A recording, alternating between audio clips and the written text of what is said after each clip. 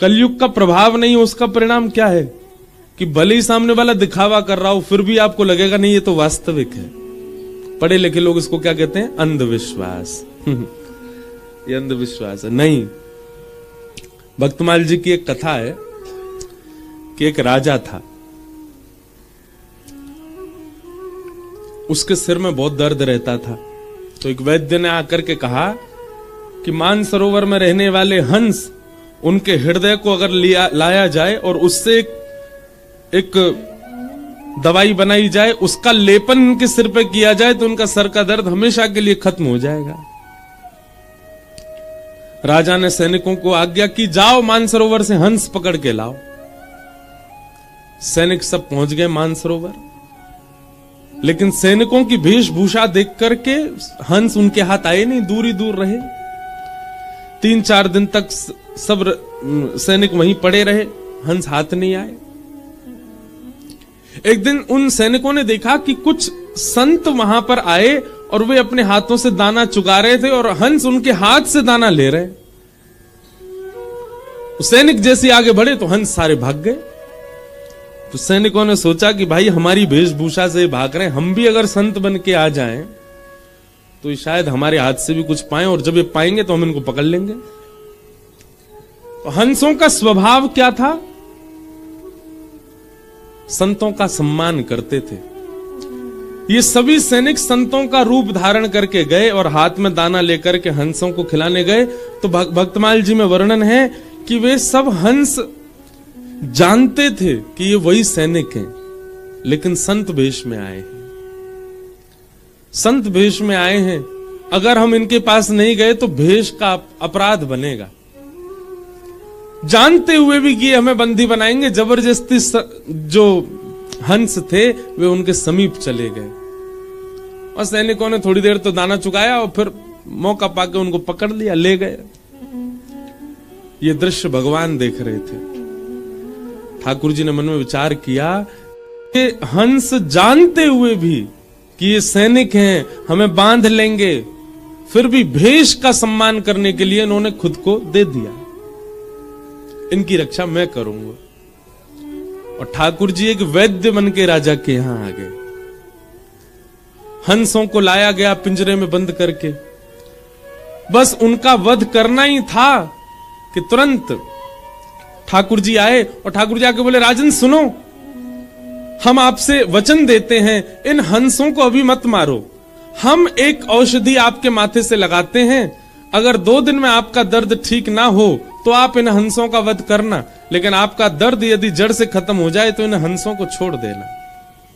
राजा बोले ठीक है। अब भगवान अपने हाथ से तो कुछ भी मिला दें, वो मट्टी घुमा के लगा दें तो ठीक है जाएगा। ठाकुर जी तो नाटक कर रहे हैं, जे डाल वो डाल घुमा के उसमें एक बढ़िया सा लेप बनाया, राजा के सिर से लगाया, लगाते ही दर्द दूर हो गया। 2 दिन तक देखा दर्द नहीं हुआ। बोले महाराज आपका औषधि बहुत बढ़िया। ठाकुर जी बोले बस हमारी यही भाव है कि आप इन हंसों, बोले आप कुछ मांग लीजिए, बोले बस एक ही मांग रहा है, इन हंसों को छोड़ दो। बोले ठीक है। हंसों को मुक्त करने लगे, इतने में ही वो वैद्य वहां से अंतर ध्यान हो गया। तब हंसों ने पिंजरे से बाहर आकर के बताया, बोले राजन ये कोई सामान्य वैद्य नहीं था, साक्षात ठाकुर जी थे। हम जानते हुए भी कि ये सैनिक हैं, लेकिन इनकी भेष संतों की थी, इसलिए हमने अपने आप को बंदी बनवाया। इस बात से रीझ करके ठाकुर जी आए तुम्हारे माथे से लेप लगाने के लिए। भैया संतन को सम्मान करो वो तो एक अलग बात है, पर नगरी संतन के भेष को ही सम्मान कर लो, वहां से ही ठाकुर जी प्रसन्न हो जाए कि ये उनके भेष का सम्मान करते हैं।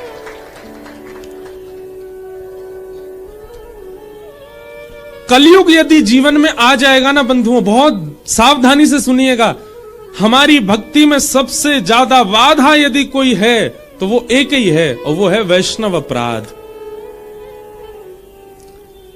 और ये हम सबसे बनता है, मुझसे भी बन जाता है। वैष्णव अपराध हमारे जीवन में यदि बन रहा है और बार बार बन रहा है तो इसका मतलब है कि आपके ऊपर कलयुग का प्रभाव है। आपको एक साधक को देख करके भी, एक भजनानंदी को देख करके भी आपके मन में यह भावना आती है कि कहीं ना कहीं ये थोड़ा बहुत तो आडंबर है, ये वैष्णव अपराध है। और ये कलयुग आपके ऊपर आ चुका है, इस बात का प्रमाण है। आप बिहारी जी गए और शिकुंज बिहारी लाल जी का दर्शन करते समय तभी आपने पुजारी जी जो आगे घूम रहे थे और उनके प्रति ऐसी भावना आ गई, जो पुजारी जी तो बस पैसा लेवे के काज डोल रहे हैं, बन गया अपराध। और ये अपराध कौन बनवाता है? कलयुग। भक्तों का स्वरूप ऐसा नहीं, मीराबाई का स्वरूप ऐसा नहीं था। मीराबाई तो जिसको देखती उसके रूप में, उसके स्वभाव में, उसके गुण में, सब में श्री कृष्ण का ही संबंध देखती। हमारे हरिराम व्यास जी का चरित्र कहा था अभी जयपुर में, व्यास जी के चरित्र में आता है हरिराम व्यास जी का स्वरूप कैसा था।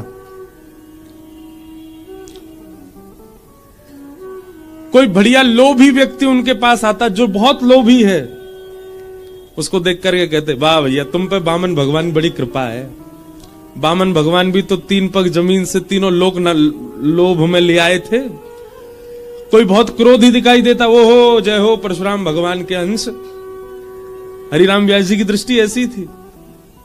कोई बहुत सांवला सा काला सा दिखता, आ जा रे कन्हैया, उसको ऐसे ही बुलाते। उड़ीसा में, अब देखो ऐसे मेरे को आते रहते हैं चरित्र, अब नहीं बोलूं तो फिर मन होता क्यों नहीं कहा, और कह दूं तो फिर कथा पीछे रह जाए। उड़ीसा में एक भक्त हुए, चैतन्य महाप्रभु के परम भक्त। बहुत ध्यान से सुनना। तो वे एक बार कथा कह रहे थे व्यास मंच पर बैठ करके, और श्री महाप्रभु चैतन्य महाप्रभु सामने बैठ करके कथा सुन रहे थे। तो कथा में ध्रुव चरित्र आया, और ध्रुव चरित्र सुनाते हुए उन्होंने कहा कि ध्रुव जी के हृदय से जैसे ही भगवान अंतर ध्यान हुए, भगवान व्याकुल हो गए। ध्रुव जी की व्याकुलता का जैसे वर्णन किया तो सामने बैठे चैतन्य महाप्रभु को पता नहीं क्या लगा, उनको स्वयं में ही ध्रुव का आभास होने लगा, और वो ध्रुव के भांति ऐसे खोजने लगे, हे नाथ आप कहां चले गए, हे नाथ आप कहां। महाप्रभु जी कथा सुनते सुनते उस कथा में ही रम गए, और ढूंढते ढूंढते महाप्रभु जी ने पृथ्वी को खोद दिया। तभी खोदते खोदते भीतर से ठाकुर जी का एक त्रिभंग ललित स्वरूप महाप्रभु जी के हाथ में आ गया। महाप्रभु जी ने हृदय से लगाया। जब भावावेश कम हुआ तब उन्हीं ठाकुर जी को, वो जो व्यास जी थे महाप्रभु जी के शिष्य, उनको प्रदान किया, और उनका नाम रखा श्री गोपीनाथ। क्या नाम रखा? गोपीनाथ। जो व्यास जी कथा कर रहे थे, उन्होंने अपने यहां गोपीनाथ जी को विराजमान कर लिया। कुछ समय बाद खबर आई व्यास जी के पास कि श्री चैतन्य महाप्रभु जगन्नाथ प्रभु में लीन हो गए, और ये खबर सुनकर के वो टूट गए। हमारा आश्रय चला गया, हमारे प्राणनाथ चले गए, अब हम किसके दर्शन करें, अब हम किसका अनुभव करें। तब व्याकुलता के कारण उनकी कमर धीरे धीरे झुकने लग गई। अब वे गोपीनाथ जी का श्रृंगार करने के लिए जाते, तो श्रृंगार करते समय जैसे ही चंदन लगाते, तो चंदन माथे पे ना लग के गालों पे लग जाता, नाक पे लगता, ओष्ठ पे लग जाता, थोड़ी पे लग जाता। सब लोग आके बोले, अरे व्यास जी आप तो इनके मुख पे ही चंदन लगा दो।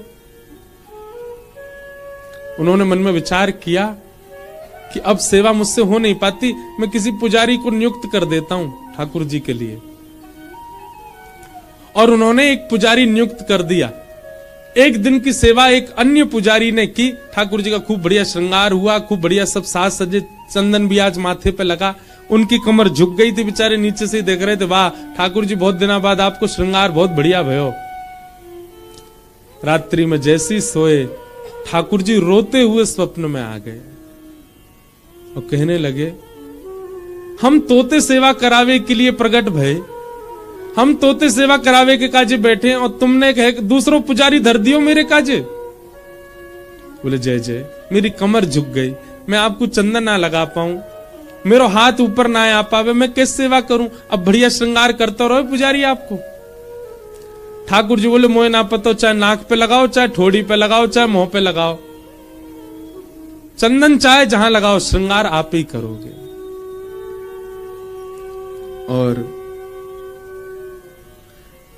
दूसरे दिन ठाकुर जी के हट मान करके जब वे स्वयं श्रृंगार में गए, जैसे ही प्रवेश किया तो क्या देखा, त्रिभंग लली श्याम सुंदर जो खड़े हैं गोपीनाथ, वो घुटने के बल बैठ गए और हमारी आपकी तरह सुख आसन में बैठ करके ऐसे बैठ गए और बोले अब मैं तुम्हारे बराबर को हो, अब तुम ही श्रृंगार करो मेरो। और ठाकुर जी को नाम बदल गए हो, ठाकुर जी को नाम है गो टोटा गोपीनाथ। बोलो टोटा गोपीनाथ की जय। ठाकुर जी बैठ गए, टोटा है गए। किसके लिए? हमारे लाल जी बेचारे जब तक सेवा में आए तब तक वैसे ही हैं। इसका मतलब क्या? हमारे भाव में कहीं कमी है। हमारे ठाकुर जी वैसे ही हैं जैसे हमको प्राप्त भय, वैसे ही रहें, कोई दिक्कत नहीं है। पर कभी आपके चित्त में इच्छा तो प्रकट होनी चाहिए कि नाथ थक ना जाते होगे, पूरे दिन यूं ही रहो, कभी कभी हाथ ढीले कर ले करो। ठाकुर जी पूरे दिन खड़े रहो, आपके पावन में थकान आ जाती हो, कभी कभी लेट जाए करो। और हमारी भक्ति में सामर्थ्य नहीं कि ठाकुर जी लेट है।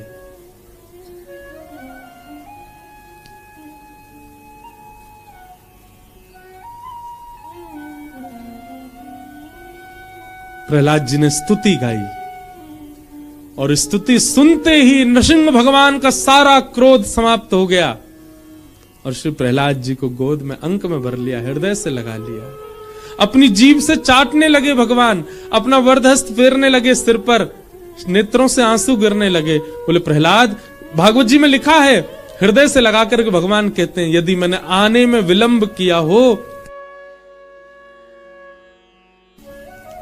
प्रहलाद जी बोले महाराज ठाकुर जी आप ऐसा मत कहो, आपने विलंब नहीं किया। प्रहलाद कुछ मांग ले मुझसे। प्रहलाद जी कहते हैं आपने सब दे दिया नाथ, लेकिन फिर भी आप बार बार कह रहे हैं कि कुछ मांगो, तो एक ही वरदान दे दो।